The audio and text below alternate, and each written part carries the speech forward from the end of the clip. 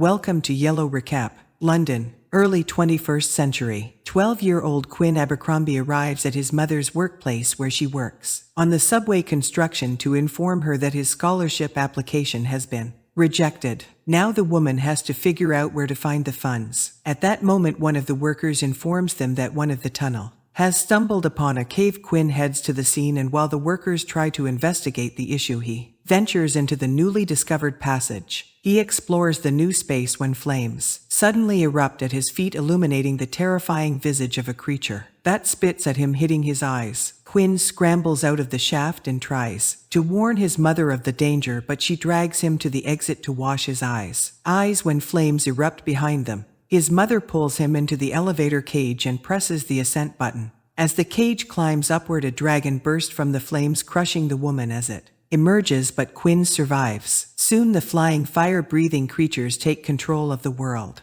It turns out that dragons existed in reality, and they wiped out the dinosaurs before going into hibernation. Humanity tries to fight them, but their population only grows. In 2010, humanity resorts to using nuclear weapons, but it only hastens the dreadful end. By 2020, Earth lies in ruins, and the few remaining survivors live in a medieval-like existence, devoid of the comforts of civilization. Quinn is now the leader of a small group of survivors in England. They take refuge in a small castle in Northumberland, trying to avoid direct confrontation with the dragons. However, the dragons constantly attack and the human population dwindles. One day, Quinn's assistant reports that one of their group members, Eddie, and his children intend to go in search of a harvest. Quinn tries to persuade the recklessness of the plan, emphasizing that it's not the right time as the dragons are active and the harvest isn't fully ripe, which means there won't be seeds for the next planting. But Eddie is aggressive and refuses to accept that others are living under similar conditions. Quinn stops him, taking away the keys to the vehicle. In the evening, Quinn and his friend Creedy put on a performance for the children based on Old English legends, and then they all pray. The children repeat the words containing instructions for actions in case of dragon sightings. Everyone settles down for the night, unaware that Eddie has indeed embarked on his expedition. He gathers for adult children and goes to the vegetable plant stations. People rush for fresh produce. While an alarm is raised at the fortress, dragons are spotted on the horizon.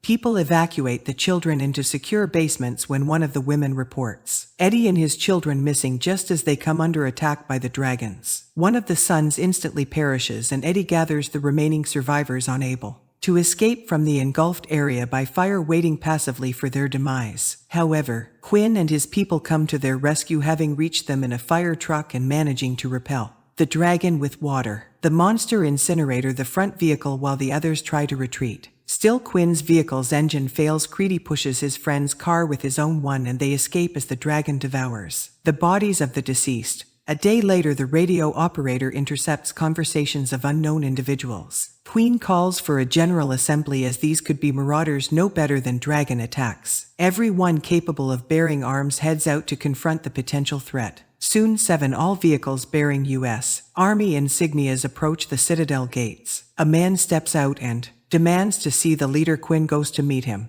The newcomer introduces himself as Van Zant and requests shelter for his group for one day. He is a pilot who managed to restore his helicopter and flew here to fight the dragons. Quinn is skeptical, as he knows how strong and dangerous these creatures are, and advises the Americans to leave. However, Van and then shows him a dragon tooth personally torn from the mouth of the last one he killed. Recently, he realized that dragons can see in the dark and during the day, but their vision falters in the pre-dusk twilight. His people became to successfully kill a dragon and have been doing it repeatedly since. Quinn allows the newcomers to enter their fortress, which doesn't sit well with Creedy. But in the midst of their argument, a real helicopter flies overhead, something they haven't seen in 20 years, which convinces them of Van Zant's credibility. The girl pilot Alex reports that there are no dragons in the vicinity, and they can rest for now. Her companions are archangels, and their lifespan is only 17 seconds. After jumping from the helicopter, they fight the enemy using nets, throwing them onto the dragons. Later, Quinn introduces Alex to Jared, the child he found in one of the villages when he was very young. The girl is impressed, as few people care for others nowadays. At that moment, a signal arrives indicating the approach of a dragon.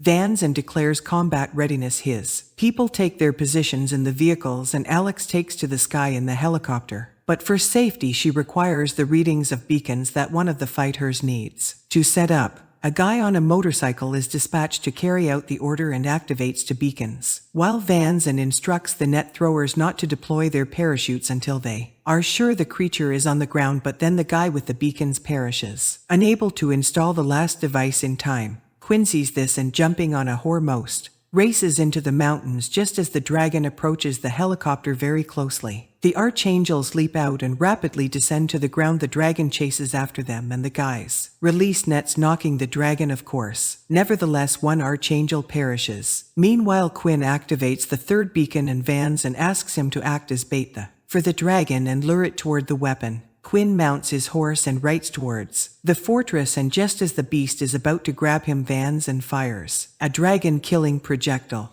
The creature falls to the ground. In the evening, the people celebrate this victory. However, the arrival of Vans and dampens their spirits. He reminds them that it's too early to celebrate, especially considering the loss of his people who need a proper burial. Later, he tells Quinn that Alex is the keeper of memory, so she remembers the names of all the fallen to honor them properly. He admits that he needs more people, so he hopes to recruit from Quinn's team. Alex explains that their chemist managed to identify the composition of dew dragon fire, which is identical to napalm, and that all dragons are females that reproduce from a single male, presumably based in London. Killing him would eventually put an end to their population. Quinn believes that a trip to London is unreal because the creatures have excellent memory and can trace where people come from to destroy all remaining survivors. He refuses to risk his people's lives, having seen the very first dragon in the tunnel where his mother died, and knowing its power.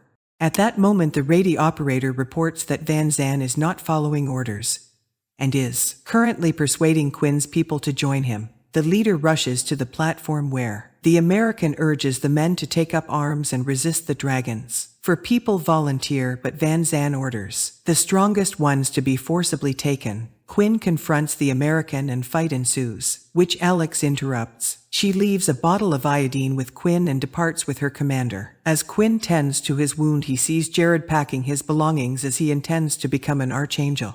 Quinn, who hoped Jared would become the leader of their community, tries to stop the young man, but he still decides to leave. Van Zant team sets out for London while Quinn goes to gather firewood to burn the dragon carcass. Jared joins him, having decided to listen to the man who saved his life after all. During the night, Quinn re-examined the dragon and finds an egg confirming the truth of an words. At the same time, Vans and group approaches the outskirts of London, where they come under attack by a massive dragon, resulting in the death of nearly the entire military group. Alex calls for Vans, but there is no response. The Citadel's radio operator intercepts these negotiations, while Alex lands and finds her commander, who was in shock over the dragon destroying the entire column in a single will strike. Meanwhile, the dragon flies towards the location where Vance and group came from and attacks Quinn's fortress. Quinn orders the children to hide in a shelter, equipped with a fire suppression system. They manage to evacuate almost everyone when the dragon releases a powerful blast. Creedy manages to close the metal doors behind Quinn but perishes in the flames. HTTPS. To call him the screaming, frightened children, the leader recalls the words of their constant prayer for salvation from dragons. Later, Quinn hears banging and rushes to the door in the hope that Cruddy survived.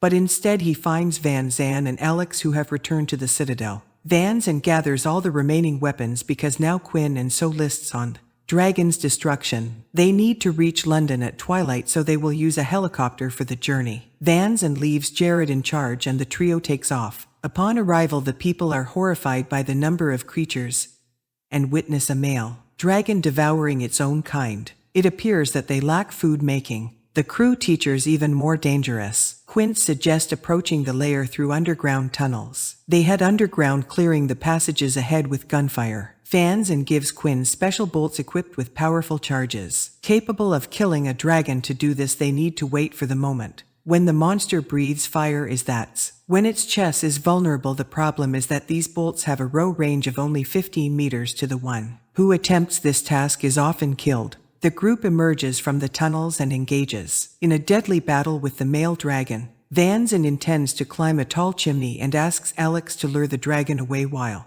Quinn waits for the monster on the ground. The team splits up to execute the plan. However, upon reaching the designated location, Quinn discovers that he has lost bolts. Meanwhile, Vans and climbs up the chimney and shouts for Alex. She runs, luring the dragon, and the soldier shoots, but the gunfire doesn't do much damage to the dragon, so Vans and charges at it with an axe and perishes. Alex manager, Quinn, who admits he has weapon lists, and they take cover in the ruins. They try to evade the dragon, which is hunting them, and make a dash towards the location of the destroyed trucks. Alex spots a bolt under the bottom of one of the vehicles, and while Quinn retrieves it, she distracts the dragon. Quinn loads the crossbow and, emerging from cover, manages to shoot the dragon directly in the mouth. There is an explosion and the creature perishes. Alex encourages Quinn, saying that Vans and believed in him. 3 months pass. Quinn's group sets up radio towers, re-establishing contact with the outside world, when Jared reports that the French have just contacted them and demand the leader. Quinn, smiling, announced that they need him right now. Alex laughs, noting that people have become optimistic again. Well, it's no wonder. They saw the last dragon a couple of months ago, which means the creatures are gradually dying out,